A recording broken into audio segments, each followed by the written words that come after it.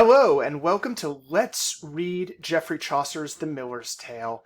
Strap in, this is going to be a riot, and I think riot is a great description of this tale and its combination of comedy and chaos. We're going to be looking at lines 32 to 33 to 32 to 71 of the Canterbury Tales. In it, we're going to get a description of Alison, the wife of John the Carpenter. This is near the beginning of the Miller's Tale. If you remember, the miller breaks in, interrupts the knight, is told to shut up, says, "No, you shut up, I'm going to tell my tale now." And they're like, "All right, go ahead, it's just a game anyway." So he gets started and he describes the principal male protagonist of this text, Nicholas, who's described as being kind of a smart-ass pretty boy. He's renting a room with this dumb but simple, uneducated, gullible, perhaps, carpenter named John. John has a young wife, and we're going to get a description of this young wife now. And I'm going to spend a lot of time on this. This video might be 15 to 20 minutes because there's a lot in these lines. I'm going to start just for a few lines reading what this would have sounded like in Middle English. "Fair was this younge wife, and therewithal, as any weasel her body's gent and small. A saint she weared, barred all of silk, a barmcloth as wheat as morning milk. Upon her lendes full of many a gore. Wheat was her smock embroidered all before her, and eke behind her, on her collar about her, of coal-black silk, within and eke without. The tappers of her wheat volupere were of the same sweet of her collar." All right. Now, I'm not expecting you to know Middle English pronunciation. There are plenty of guides that you can find if you want to learn more about it. But I think at your level of study, it's fine to look at the Middle English and just pronounce it like modern English. This is how readers of Chaucer did it for hundreds of years before modern English pronunciation was reconstructed in the 19th century along the lines of scientific philology. So, let's go. "Fair was this young wife, and therewithal, moreover, as any weasel, her body, gent, graceful, and small." What an interesting comparison. A weasel, right? That isn't the most necessarily flattering, right? I mean, what do we associate weasels with? I think we associate them with a certain amount of viciousness, cunning, and perhaps like minks or bunnies or other small mammals with high reproduction rates, we associate them with sex and sexuality. A saint she wore, a belt, barred all of silk, an apron, a barmcloth, an apron as white as morning milk. So she is a working woman. She is doing stuff in the house. "Upon her lendes, full of many a gore." Upon her loins, upon her, this is almost like haunches or something like that. This is not, again, a term that you would associate with the description of a beautiful woman in a courtly tale, like The Knight's Tale or Sir Gawain and the Green Knight or something like that. This is a more down-to-earth description of somebody who is, we can imagine as being more material present in our present day, not the idealized lady of chivalric romance. We can't imagine the chivalric romance lady love wearing a barmcloth or a smock, right? I mean, these are not, or having a lens. These are not terms that we associate with that register of discourse. So Chaucer is writing in a low style here. "Wheat was her smock, embroidered all before, and eke behind, and on her collar about, of coal-black silk, within and eke without." Eke is also. "The tapes, the ribbons of her white volupere, her cap, were of the same sort of her collar, her fillet broad of silk and set full high." So all of this so far is description of clothing. If you've read much of the general prologue, you'll have noticed that Chaucer's really interested in clothing. In the Middle Ages, clothing was very much tied to identity in ways that go beyond even the present day. There were certain fabrics and certain materials that were restricted to certain classes. You could, for example, not wear a specific kind of fur called ermine or ermine, unless you were actually not just high nobility, but royalty. And that was the white with the black spots. If you've ever seen a royal robe that has that fur with the black on white spots, that is associated with royalty, because by law only royals could wear it. So all of these materials are more or less common, but they indicate a prosperous commoner.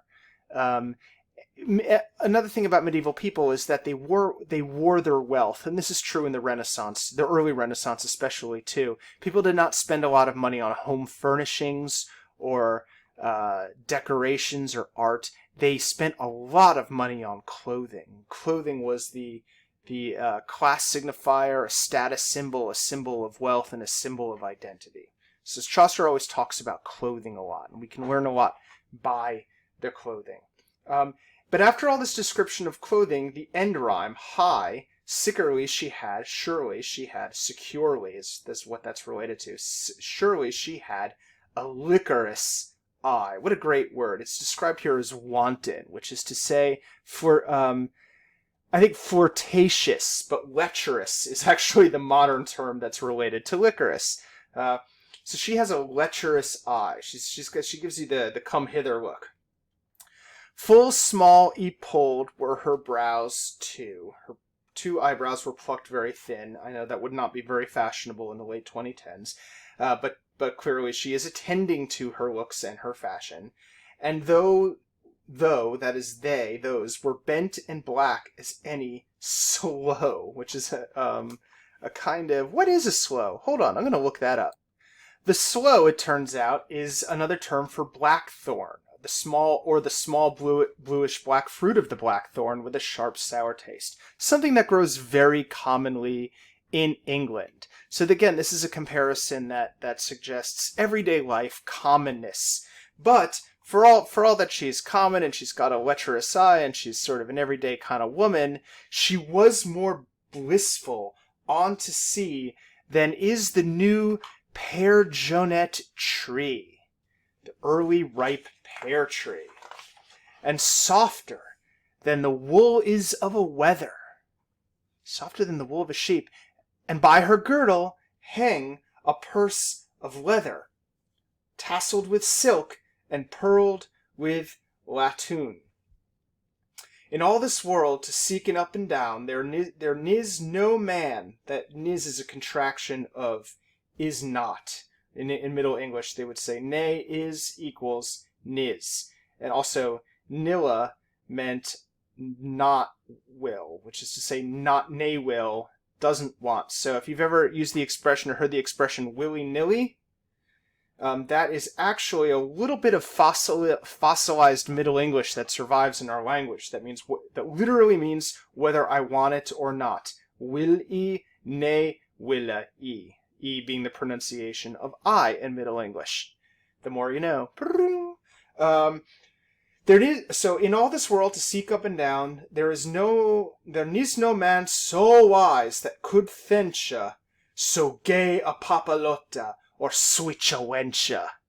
I love the kind of thick sensuality of Chaucer's, the sound of Chaucer's poetry, right? He's building up this image of this woman who is, again, you haven't read The Knight's Tale, but the beloved of the love triangle in The Knight's Tale is like, they don't know, is this really an angel? Is she even real? Can you touch her? She seems like some kind of fantasy that's just sort of being projected down from the heavens. Alison in the Miller's Tale is someone who is not mistakable for an angel, with her thick loins and her lecherous eye and the wealth of different like fabrics on her, the kind of tactile imagery that's used to describe her presence. And in all this world to seek up and down, there is no man so wise, so that it would so wise that could think, that Wenche, that could imagine, so gay, so lovely, a papalotta, a little doll, or switch a Wenche. Say that with me. Swich Wenche. It's fun to say, huh? All right. Full brighter was the shining of her hue than in the tower the noble forged new. So she's shinier than a gold coin, basically, is what this is saying. And that's interesting because, again, to compare her to money is to speak to her earth-boundedness and also perhaps her exchangeability. But of her song, it was as loud and yerna, so lively, it was as loud and yerna as any swallow sitting on a barn. I'm wondering if some of you out in the country can hear the sound of barn swallows on the regular. I recently learned that after starlings and English sparrows, swallows are the third most populous bird species in the world, and I doubt that they were uncommon in Chaucer's age. Moreover, she could skip and play. There too she could skip and make a game, as any kid or calf following his dame. Her mouth was sweet as braggot or the meath, or hoard of apples laid in hay or heath. Wincing she was, as is a jolly colt, long as a mast, and upright as a bolt. A brooch she bar upon her low collar, as broad as is the boss of a buckler. Her shoes were laced on her leg as high. She was a primerole, a pigus nigh, for any lord to legend in his bed, or yet for any good yeoman to wed. Interesting here. So this is a wonderfully beautiful, very sexy woman. She was, again, more plant imagery drawn from domestic English experience. And the final evaluation of her by the miller as the narrator is that she would have been a suitable mistress to a lord or a good wife for a yeoman. And a yeoman is a land-owning commoner. So there's this idea that she has exchange value. Her sexuality has exchange value, which I think links to The Wife of Bath in very interesting ways, if you have had a chance to watch the video on The Wife of Bath that I have posted. A few more things about Alison here of Oxford, in the Miller's Tale. I want to return to this idea of the weasel for a second, and the comparison of her to a weasel. In the bestiary, which is a genre of reference work in the Middle Ages that described the properties and qualities of different animals, the weasel was described as conceiving through the ear, that the male weasel would breathe into the ear of the female weasel, which is bizarre, but there's a lot of strangeness in the medieval bestiary. The word castor, which means beaver, it sounds like castror, which would be a Latin word for, bizarrely enough, I castrate myself. And so it was believed that the beaver, when frightened, would castrate itself with its big teeth in order to frighten off any predators. There's absolutely no scientific evidence of this. This is patently false, but it was in the bestiary. Sometimes the bestiary was right, though. When it, for example, it talks about the cuckoo and the cuckoo's nest behavior, or nest parasite behavior. The cuckoo will, like, what other birds do? Do mockingbirds do this? They will kick out another bird's egg from its nest and put their own egg in there so that other birds will spend their time taking care of their young. It's called nest parasitism. And in the Middle Ages, this was understood as a symbol of adultery.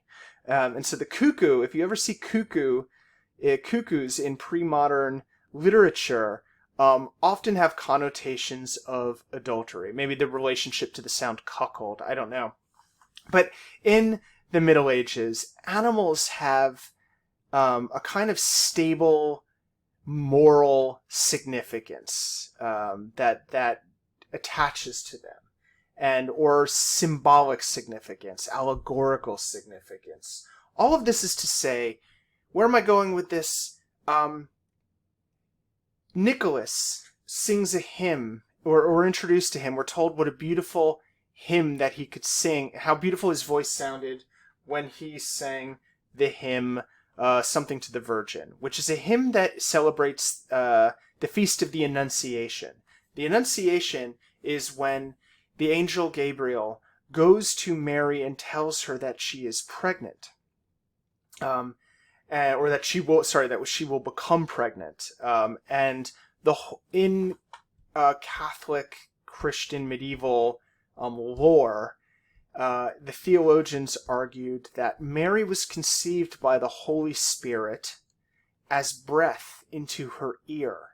So there's this vague alignment here, right? Just like there's between the incarnation, between the Annunciation,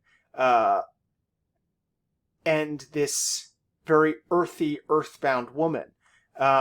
There's the other echoes of the Annunciation throughout the Miller's Tale, including, for example, the fact that this young clerk is singing this song about the Annunciation, including, for example, the fact that it's about a carpenter and his wife, and the Miller even refers to it at the very end as a silly tale, which to modern ears sounds like a silly tale. But in fact, in the Middle Ages, the word selle meant holy. It might have been in a process of transition, but it had traditionally meant, the word silly meant holy.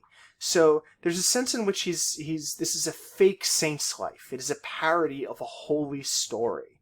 And you might say then, wow, that's really transgressive. Chaucer has taken one of the most sacred truths about Christianity, which is the incarnation of Christ, and the Annunciation of Christ and his virgin birth and all that, and turned it into this violent, farcical sex comedy, where people are getting poked in the butt with a hot fire poker, and people are committing adultery and fooling each other. Transgressive, yes, but I think not as much as we might think. Because, and I'm not making up this argument. It's in a lot of scholars. I first heard it from my mentor Al Schoaf at the University of Florida many years ago. But there's this idea, and Michael Camille in a book called Images on the Edge talks about this. In the Middle Ages, there is not a separation between the secular world and the sacred world in the same way. There's not the sense that which does not belong to that things which belong to the religious world are separate from everything else, and that everything else belongs to the secular world. Rather, they think in terms of the sacred and the profane. And the profane is included within the larger category of the sacred. The fact that you can align religious ideas and religious stories about the incarnation of Christ with a fabliau, with a dirty, funny story, is not so an attack on the higher truth, on the more exalted thing. Rather, it's sort of an arrangement of them together, in the same way that carving grotesque faces and even obscene imagery into the stone of a cathedral in the Middle Ages did not make the cathedral profane. It simply meant that the sacred world order also included the profane within it, even if the sacred and the pure and the virginal and the good was higher than the physical and the earthly and the voluptuary and all that. I could go further to say that the idea that Chaucer might use such a fleshy, material tale as the Miller's Tale, earthy and worldly, qualities that I think are underscored in the passage that we read together here, I think is perhaps even a kind of religious meditation on what the incarnation means. What does it mean for the Son of God to be made flesh? This is a tale about the flesh and fleshiness and what it is that for Christian believers, Christ came to redeem. It speaks, I think, to a sensibility that, a religious sensibility that includes the world in a broad way. I'm being vague here. I think I've given you the idea of what I'm trying to get at. If I keep talking about it, I'm going to go in circles here. But I hope that reading this with me and thinking about this with me gives you ways of looking at other passages in this material to slow down, to think about the kinds of vocabulary that the author uses, that the way they fit together, the realm of experience, the sort of domain of life that the author is using to build their imagery. I talk a little bit about this in this week's lecture on the general prologue and the first 19 lines, and about how Chaucer switches between different discourse domains, so to speak, different registers, where he's simultaneously talking in a scientific, a medical, an astrological, a courtly, and a romantic, as in like amatory love, and even a religious and cosmological way. Even when he's just talking about, hey, when it's spring, that's when people like to go on vacation. Which is essentially what the first 19 lines of the Canterbury Tales are saying. That's enough for today. I hope you've enjoyed listening to this. I look forward to talking to you about the Canterbury Tales in the discussion board. It's Wednesday, and I've noticed that there are 0 posts in yet, but I have no doubt I'll be seeing them soon, as soon as you finished slowly and carefully and with great pleasure reading these wonderful works of literature. Thank you. Bye.